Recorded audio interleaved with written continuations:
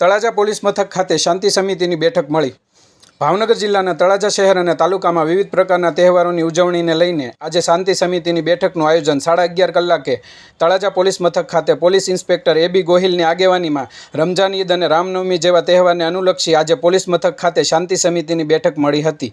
જેમાં મુસ્લિમ સમાજના પ્રમુખ અયુબભાઈ મલિક, તળાજા શહેર ભાજપ પ્રમુખ આઈ કે વાળા તેમજ સામાજિક કાર્યકર અબુભાઈ મલાડા, ભાવનગર જિલ્લા લઘુમતી મહામંત્રી હનીફભાઈ તુર્કી તેમજ મેમણ સમાજના પ્રમુખ ફિરોઝભાઈ ગીગાણી, ઉપપ્રમુખ અયુબભાઈ હિંગોરા, નગરસેવક મહેન્દ્રસિંહ સરવૈયા તેમજ નગરસેવક રમેશભાઈ ભાલિયા, નગરસેવક ફિરોઝભાઈ દસાડિયા, નગરસેવક ઉસ્માનભાઈ તૈબાણી તેમજ રજાક ખાન પઠાણ, અકરમભાઈ ભુરાણી તેમજ ફકીર સમાજના આગેવાન ઝાકીરભાઈ પઠાણ વગેરે તેમજ વિવિધ સામાજિક અને રાજકીય આગેવાનો અને હિન્દુ મુસ્લિમ સમાજના આગેવાનો પણ ઉપસ્થિત રહ્યા હતા.